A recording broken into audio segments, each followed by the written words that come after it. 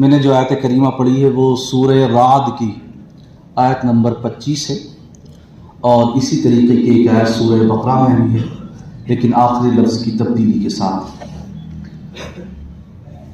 اللہ سے دعا ہے کہ پروردگار عالم ہمارے گزشتہ گناہوں کو معاف فرمائے اور ہم سب کو خوب حسن عمل کرنے کی توفیق بخشے۔ سب سے زیادہ اس وقت جو سماج میں بدعملی پھیلی ہوئی ہے اور آپس میں ایک دوسرے کے درمیان جو نا اتفاقیاں ہیں، تو اس کا جو ریزن ہمیں سمجھ میں آتا ہے وہ ہے آپسی تعلقات کا نہ ہونا۔ ہم سب کہیں نہ کہیں بغض، حسد، کینہ، کپٹ کو دل میں جگہ کیے ہوئے ہیں، جس کی وجہ سے ہم ان باطنی امراض میں مبتلا ہیں اور یہ ناسور کی طرح ہوتے ہیں۔ ایک ہوتا ہے زخم، تو اس کو ہم دوا اور مرہم سے ٹھیک کر لیتے ہیں، لیکن جب وہی زخم ناسور بن جاتا ہے تو پھر یا تو عضو کاٹنا پڑتا ہے یا پھر اسے حصے کی وجہ سے اس کی موت بھی ہو جاتی ہے، بڑا خطرناک ثابت ہوتا ہے۔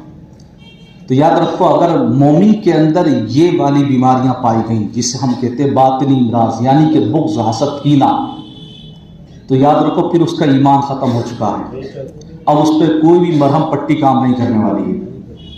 اب یا تو دل سے ان تمام باطنی امراض کو نکالنا ہوگا، تبھی وہاں پہ نور الہی آ سکتا ہے، ورنہ نہیں آ سکتا۔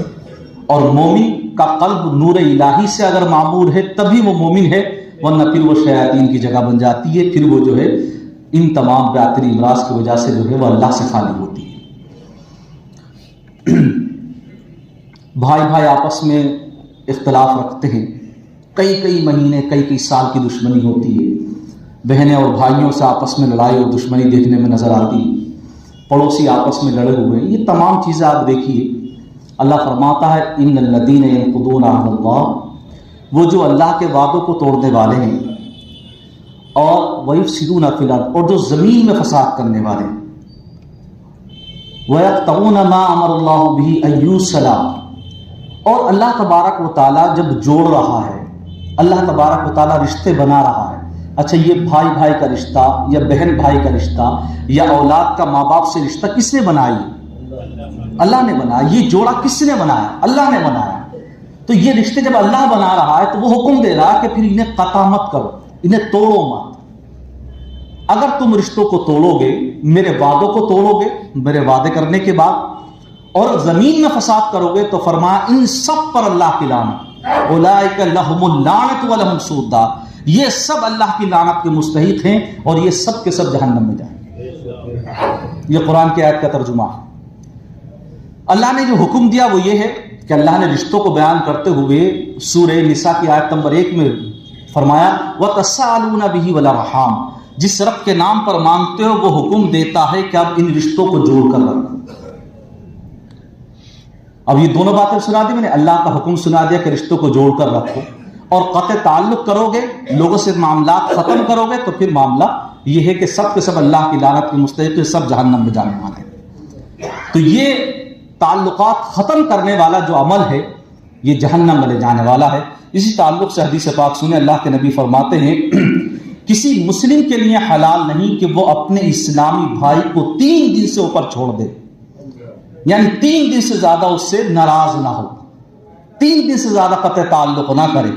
کہیں آتے جاتے جب دونوں کا آمنا سامنا ہوتا ہے تو یہ اپنا منہ اس سے اور وہ اپنا منہ اس سے گھما لیتا ہے۔ یہ حدیث پاک کے الفاظ ہیں۔ پھر نبی نے فرمایا اور سنو، دونوں میں زیادہ بھلائی والا وہ ہے جو سلام کرنے میں پہل کرے۔ حدیث اچھی نہیں لگی؟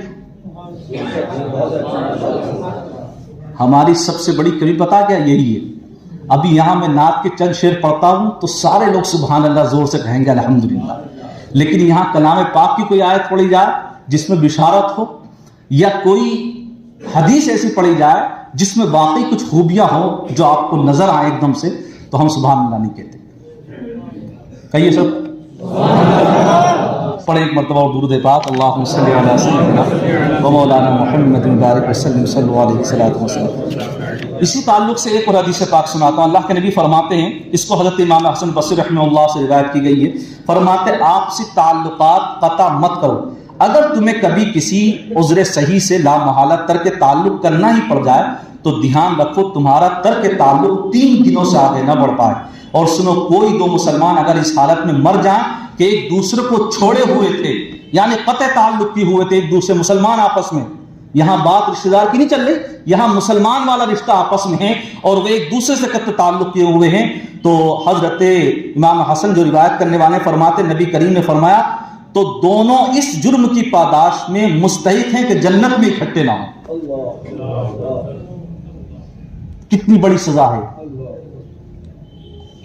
2 مسلمان آپس میں، مسلمان کے ساتھ اچھے سے پیش آؤ گے تو یہ اس نے سلوک کہلاتا ہے، اور اپنے رشتہ دار کے ساتھ پیش آؤ گے تو اس میں صلہ رحمی، اس میں ڈبل ثواب ہے. لیکن ہم لوگ تعلقات ختم کیے ہوئے ہیں. ایک اور حدیث پاک سناتا ہوں. اللہ کے نبی فرماتے ہیں، حضرت ابو ہریرہ رضی اللہ تعالی عنہ سے حدیث آئی ہے کہ نبی کریم صلی اللہ علیہ وسلم نے ارشاد فرمایا روزے 2 شنبہ اور 5 شنبہ یعنی پیر اور جمعرات کے دن جنت کے دروازے کھلتے ہیں، اور ان دونوں دنوں میں ہر ایسے بندے کی مغفرت ہو جاتی ہے جو کافر اور مشرک نہ ہو. پیر اور جمعرات کے دن اگر کوئی دعا مانگے، اللہ کی بارگاہ میں استغفار کرے تو اللہ اس کے گناہوں کو بخش دیتا ہے. پھر آگے حدیث پاک کے الفاظ ہیں، اگر وہ بخشش کے لائق ہے تو اللہ بخش دیتا ہے، یعنی کافر اور مشرک کو چھوڑ کر. پھر ایک شخص کے بارے میں نبی نے فرمایا کہ اس کے اور اس کے اسلامی بھائی کے درمیان کینہ کپٹ قائم ہے. فرشتوں سے فرمایا جاتا کہ یہ دونوں جب تک آپس میں صلح صفائی نہ کر لیں، ان کو یوں ہی رہنے دو تو ان لوگوں کا عمل جن کے آپ سے تعلقات کٹے ہوں اور 3 دن سے اوپر گئے ہوں، جب آسمانوں کی طرف بلند کیا جاتا ہے تو رد کر دیا جاتا ہے اور کوئی ان کا عمل مقبول نہیں ہوتا. یعنی مغفرت بھی نہیں ہے ان کے لیے جب تک کہ آپس میں مصالحت نہ کر لیں، صلح نہ کر لیں. وہ لوگ مغفرت نہیں ان کے لیے. آپ دیکھیے، آپ اسی طریقے سے شب برات کتنی حسین رات ہے. سارے لوگ چاہتے ہیں کہ اللہ ہمارے گناہوں کو بخش دے، سارے لوگ قادری مسجد میں جمع ہو جاتے ہیں جو متصل قادری مسجد سے وابستہ ہے. لیکن سچ بات یہ ہے کہ اس دن بھی اللہ تبارک و تعالیٰ سب کی بخشش کر دیتا ہے، لیکن جن 6-7 لوگوں کی بخشش نہیں کی جاتی ان میں ایک شخص وہ ہے جو آپس میں ایک دوسرے سے تعلقات قطع کیے ہوئے ہوتا ہے، تعلقات کو ختم کیے ہوئے ہوتا ہے. تو اب دیکھیے ہم تعلقات ختم کیے ہوئے ہیں تو اس کے نتائج بھی ہمارے سامنے ہیں. تو یہ چند باتیں میں نے آپ کو بتائی. اللہ کے نبی کی ایک اور حدیث پاک آخری، ابو امامہ باہلی بزرگ صحابی فرماتے ہیں کہ نبی کریم صلی اللہ علیہ وسلم نے ارشاد فرمایا شعبان کی معظم کی 15ویں شب ہوتی ہے تو اللہ تعالیٰ آسمان دنیا کی طرف اترتا ہے اور اہل زمین سے کہتا ہے مانگو کیا مانگو. اللہ ان کی مرادوں کو سنتا ہے اور پوری فرماتا ہے، اور جو کافر اور کینہ کپٹ رکھنے والے لوگ ہیں، جو قطع تعلق کرنے والے، اللہ ان کی بخشش نہیں فرماتا ہے. اس طریقے سے بہت ساری حدیث پاک ہم نے عشاء کے درس میں سنائی اس تعلق سے. تو یہی میسج تھا آج کا، یہی پیغام تھا.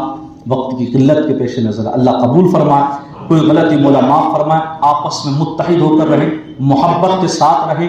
اگر کسی سے کبھی بھی بغض حسد کینہ ہے تو اسے دل سے بالکل دور کر دیں، جیسے زنگ دور کر دیا جاتا ہے. ایک دوسرے کے برابر میں کھڑے ہوں تو یہ نہ سوچیں کہ یہ میرا برابر میں کیسا کھڑا ہو گیا، بلکہ نمازوں کے بعد جو مصافحہ کا طریقہ ہے نا اہل سنت والجماعت کے یہاں، وہ اسی وجہ سے، کیونکہ جب انسان مصافحہ کرتا ہے تو ایک دوسرے کے درمیان محبت پیدا ہوتی ہے، اور جو آنکھیں بچا کے نکلتا ہے یہ اس کا کام ہوتا ہے جو دوسرے سے بغض اور حسد رکھتا ہے. یہ چیز ہے جی. تو اپنے اندر یہ چیز کوالٹی پیدا کرے. اسلام نے اس کو پسند کیا ہے. اسی چیز کا نام اتحاد رکھا گیا ہے، اسی چیز کا نام یکجہتی ہے، اسی چیز کا نام اخوت اور بھائی چارگی ہے. اللہ قبول فرمائے. علینا البلاغ المبین.